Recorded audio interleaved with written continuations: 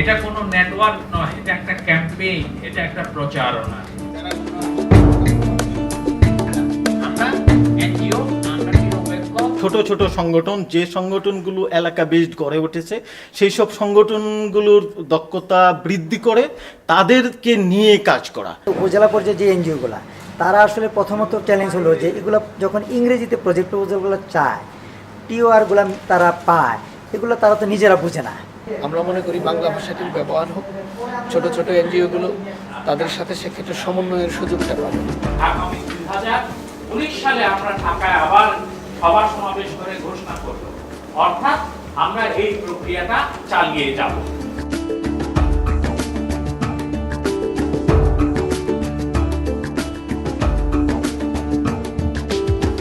বর্তমানে বাংলাদেশে উন্নয়ন কর্মকাণ্ডে এবং সামাজিক প্রগতির পথে আমাদের যে যাত্রা, সেখানে আমরা কেউ কারো প্রতিপক্ষ না হয়ে আমরা যেন পরস্পরের পরিপূরক হই।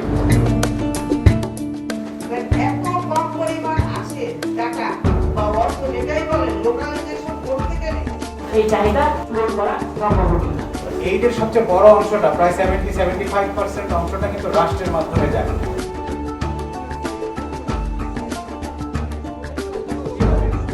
আমাদের মধ্যে কোন রকমের বিভাজন, কোন রকমের বিভক্তি, এই বিভক্তিটাকে আমরা উন্নয়নের বাধা হিসাবে মনে করি। কম ব্যয়ের মধ্যে বেশি কাজ করার চিন্তা থাকে, তাহলে স্থানীয় এনজিওদেরকে সম্পৃক্ত করা ছিল। অর্গানাইজেশন স্ট্রেংথ বৃদ্ধি করার জন্য, পাশাপাশি অর্গানাইজেশনগুলোর ক্যাপাসিটি এবং তাদের সাস্টেনেবিলিটির জন্য তাদের ফান্ডের দরকার। আমার ওভারহেড কস্ট কাটিয়ে রাখছে, দে নাই, পুরো দে নাই, অল্প অল্প, কিন্তু ওভারহেড কস্টটা দিলে তাহলে আমাদের কাজের সুবিধা হবে, ইমপ্লিমেন্ট করার জন্য আরও সক্ষমতা বাড়বে।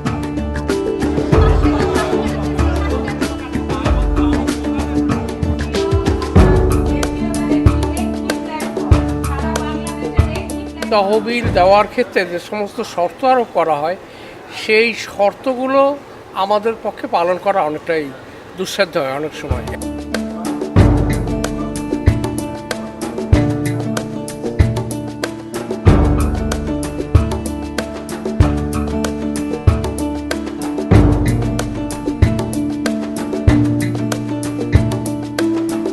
এমন কিছু করা যায় কিনা যে যারা সই করেছে বাংলাদেশে, তাদের প্রতিনিধিদের নিয়ে আমাদের প্রতিনিধি এরকম ডায়লগ বা মিটিং করা যায়।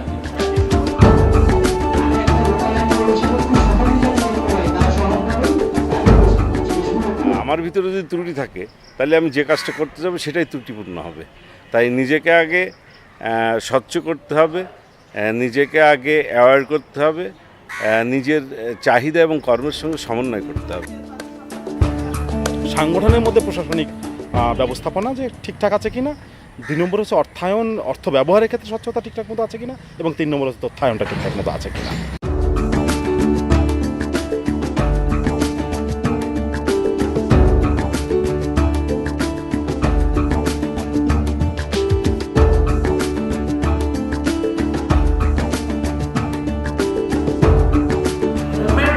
হিউম্যানিটেরিয়ান এবং ডেভেলপমেন্ট, এই মোবাইলাইজেশনটা হবে স্থানীয়ভাবে।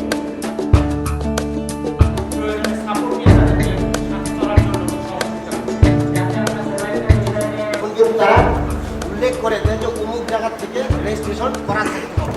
গ্র্যান্ডবার্গেন দাতা সংস্থাগুলোর প্রতিশ্রুতি করেছে 2020 সালের মধ্যে তারা 25% হিউম্যানিটেরিয়ান ফান্ডিং তারা ডাইরেক্টলি স্থানীয় এবং জাতীয় পর্যায়ের সংগঠনের কাছে অ্যাভেলেবল করবে। সেই আলোকে আমরা এই যে মুভমেন্ট তৈরি হয়েছে, এই মুভমেন্টের সাথে আমরা সংযুক্ত থাকবো। প্রপোজাল দেওয়া না করতে, তাদের সাথে এই ভুল কালেকশন করতে করতে আমাদের 5-6 মাস 9 মাস কেটে যেত। এই যে প্রেক্ষাপটে আমরা প্রপোজালটা দিয়েছিলাম, সেই প্রেক্ষাপটের সময়টা পাল্টে গেছে।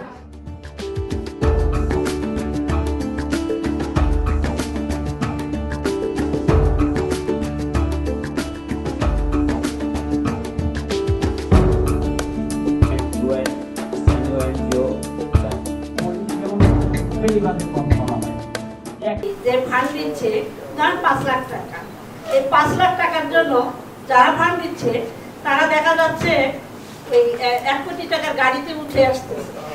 এনজিওগুলোর রেজিস্ট্রেশন কিন্তু দরকার হচ্ছে যে বৈদেশিক ফান্ড যারা পায় তাদের জন্য, কিন্তু দেখা যায় যে লোকাল ফান্ড ডিস্ট্রিবিউশনের ক্ষেত্রে সেখানে একটা বার জুড়ে দেওয়া হয়। তাদের প্রতিশ্রুতি অনুসারে ওই ডিমান্ডটা আমরা কিভাবে আনবো, এই কোঅর্ডিনেশন মেকানিজমটা আমাদেরকে ঠিক করতে হবে।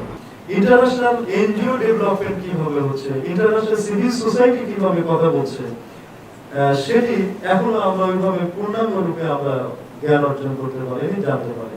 হাই ফান্ডিং এনজিও আমার ফরেন ডোনেশন নিয়ে কাজ করছে, বাকিগুলা বিভিন্ন ভাবে কাজ করছে। খুব বেশি অনৈতিক চাপের কাছে কেউ নথি স্বীকার করে একেবারে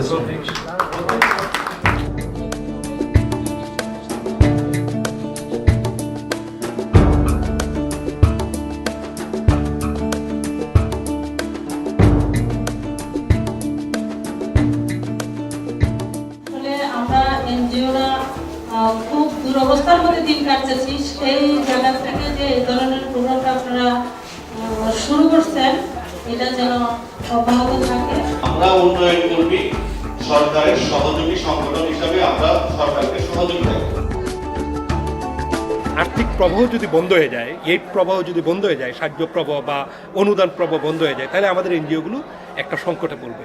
তো এখনো আমরা ওই অবস্থাটা কিন্তু যাই নাই, কিন্তু আমাদের প্রিপারেশন থাকতে হবে। একটা সাথে সমঝোতামূলক একটা অবস্থানে আসতে হবে, একটা কমন প্ল্যাটফর্মে আসতে হবে, এসে সেখানে একসাথে যৌথভাবে আমাদের ভয়েসটা রেজ করতে হবে।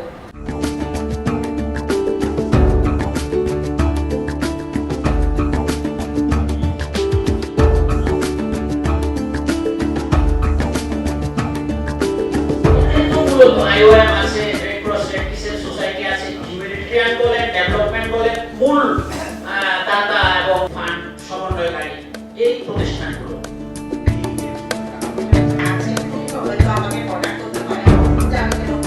সক্ষমতা আমার যেটা আছে সেটা আপনার নয়। প্রশ্ন করি স্থানীয় মানুষের কাছে আমার যে দরদ, যেই ভালোবাসা, এই ভালোবাসাটা তার আছে কিনা। বাংলাদেশ গভর্নমেন্টের এখন ক্যাপাসিটি বাড়ছে প্রচুর।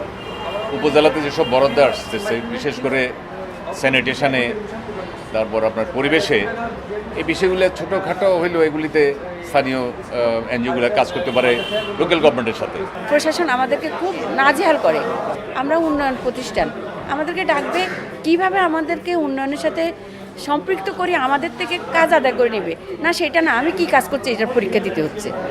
ইন্টারন্যাশনাল যেসব অর্গানাইজেশন আছেন, ডোনার অর্গানাইজেশন আছেন, ইউএন, আইওএম, তাদের যেসব ক্যাপাসিটি বিল্ডিং প্রোগ্রাম আছে তাদের সাথে যদি আমরা কানেক্ট করে দিতে পারি, তো সেই জায়গায় আমি মনে করি আইএনজিওগুলো একটি অনেক ভালো রোল প্লে করতে পারবে। এখানে উন্নয়ন সংগঠনগুলোর একটা দায়িত্ব থাকে যে সে কীভাবে উইন করবে সবাইকে, সকল স্টেক হোল্ডারদের সঙ্গে একসঙ্গে কাজ করার যে সক্ষমতা, এইটাও তার তৈরি হওয়া দরকার।